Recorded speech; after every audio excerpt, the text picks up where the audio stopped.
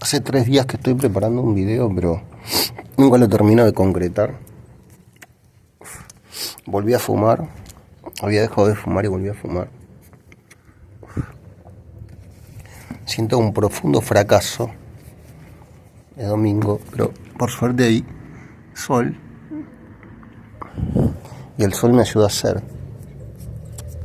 A mí el sol me pone de buen humor. El hecho de exponerme un rato al sol mejora notablemente mi ánimo. Yo lo recomiendo eso. El video que estaba preparando era sobre un librito de Ortega, que en realidad es como el primer capítulo de un libro que le estaba preparando, o de 2 libros, que se llama Ideas y Creencias. Pero por algún motivo no pude grabar este video, no sé por qué. Seguramente pues soy un estúpido y porque me considero muy limitado para hacer determinadas cosas. Pero era re lindo esta idea, que era la idea que tenía que subyacer en el video.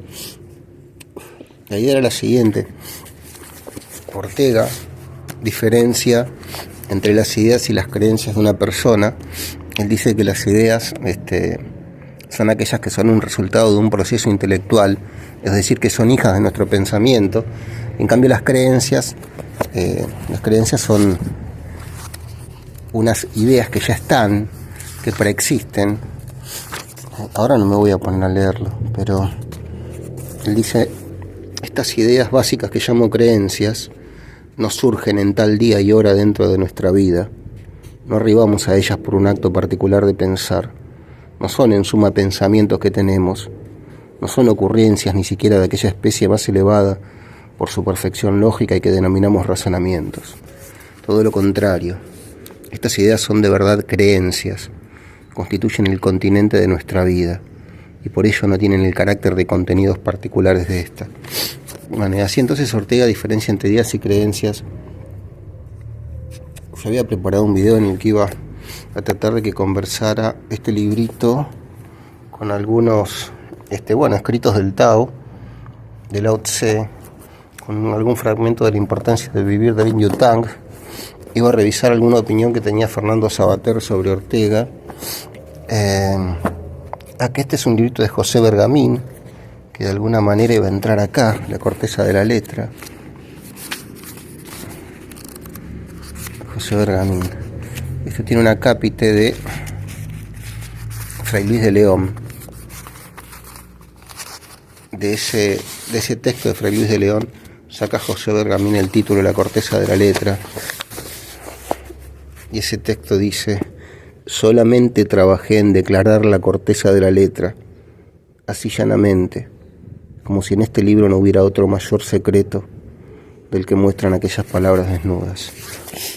La corteza de la letra. Del mismo modo podríamos hablar de la corteza del pensamiento, ¿no? También. Bueno, ¿y qué más? Y aparte, claro, como Ortega se refería a las ideas y a las creencias, yo tenía ganas de referirme un poco al anarquismo. ¿Por qué el anarquismo? Por aquella cuestión que tenían los anarquistas con la idea. Hay un libro de un tipo que se llama Max Netlot, entiendo que se pronuncia así, que es un francés que tiene un libro que se llama La idea anarquista. Y entonces, como Ortega se refiere a las ideas y a las creencias, yo pensé que podíamos revisar un poco, bueno, el anarquismo básicamente acá en Argentina, en los primeros años del siglo XX. Y entonces tenía un par de libritos que se refieren a la anarquía. Bueno, este libro empieza con Ni Dios ni Amo, que Ni Dios ni Amo no es otra cosa que el título de un libro también de un tipo que se llamaba Louis Auguste Blanqui, que era un francés que se considera como el pionero de las luchas socialistas revolucionarias del siglo XIX. Bueno, y a que había escrito la idea anarquista, a Max Netlot se lo considera el Heródoto del anarquismo, el gran historiador del anarquismo. Entonces, ese era mi plan. todo se fue por tierra. Y hace un tiempo yo también estaba preparando una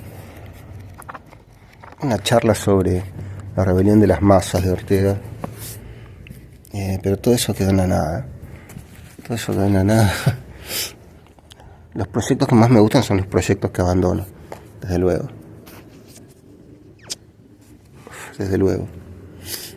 Entonces, ahora pensé, ¿por qué no grabar este fracaso también, no? Ahora se me ocurre una idea. Podríamos pensar que uno es sobre todo uno cuando fracasa. Porque cuando uno le va bien, cuando uno tiene, digamos, éxito, ¿no? Entre comillas, como suele decirse, en el éxito es fácil ser nosotros mismos, o al menos estar bien, bien resguardados por una circunstancia que nos rodea. Pero el punto es qué hacemos nosotros frente al fracaso. En todo punto, ¿quiénes somos nosotros frente al fracaso, no? Ese es el punto, ¿no? ¿Cómo somos nosotros cuando fracasamos? Entonces lo único que voy a hacer ahora, si a alguien puede llegar a interesarle, es leer algo del Tao, o sea, el camino.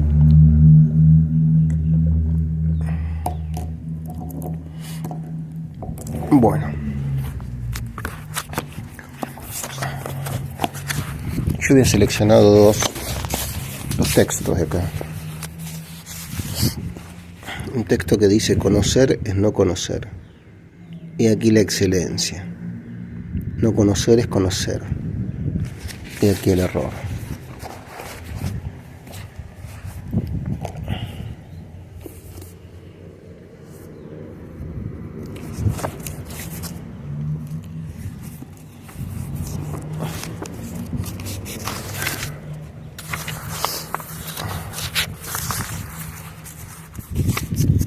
La meta de la educación, la cultura, es simplemente el desarrollo del buen gusto en el conocimiento y las buenas formas en la conducta. El hombre culto o el hombre educado ideal no es necesariamente un hombre que ha leído o aprendido mucho, sino aquel a quien gustan y disgustan las cosas que le deben gustar y disgustar. Saber qué se debe amar y qué se debe odiar es tener buen gusto en el conocimiento. Es muy interesante esta idea de Lin Yutang, porque de alguna manera nos dice que el conocimiento y el estudio bien aplicado nos enseñan a tener un criterio estético del mundo. Uno puede aprender a tener un criterio alto, un criterio justo, ¿no? Acerca de la belleza, acerca de la justicia. Acá en un momento cita a Confucio, Lin Yutang, y dice: Confucio parece haber pensado que la erudición sin pensamiento era más peligrosa que los pensamientos sin el apoyo de la erudición.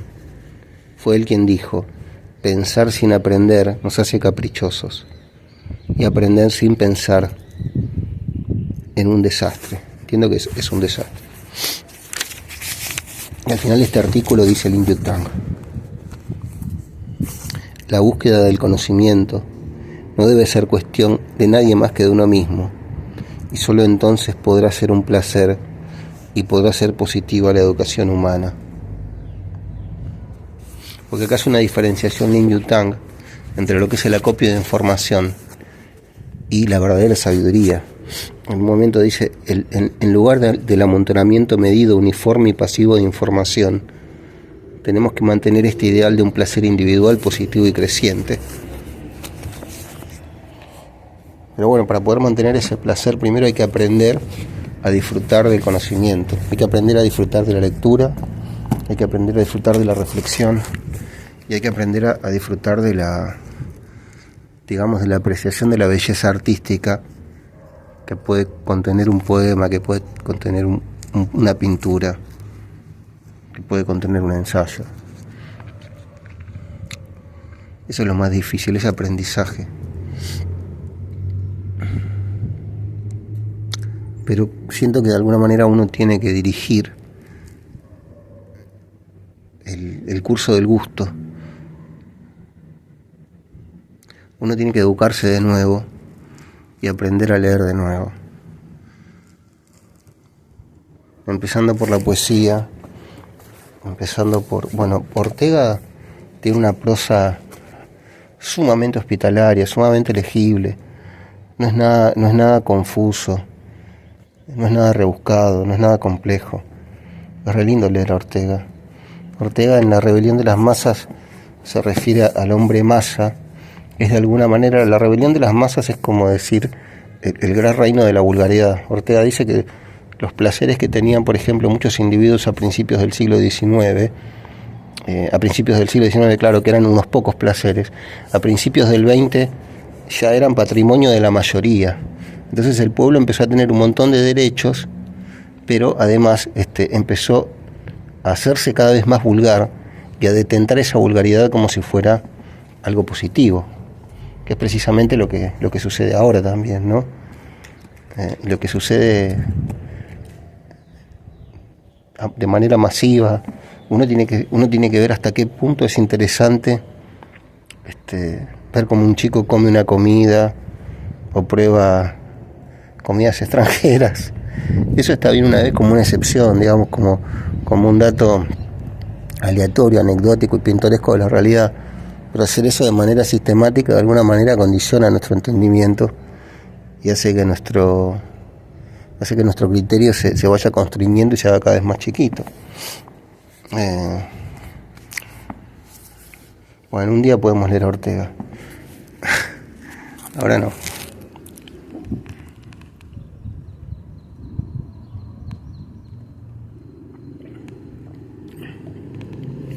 Mis zapatillas, las más sencillas mis zapatillas, están gastadas, deterioradas mis zapatillas.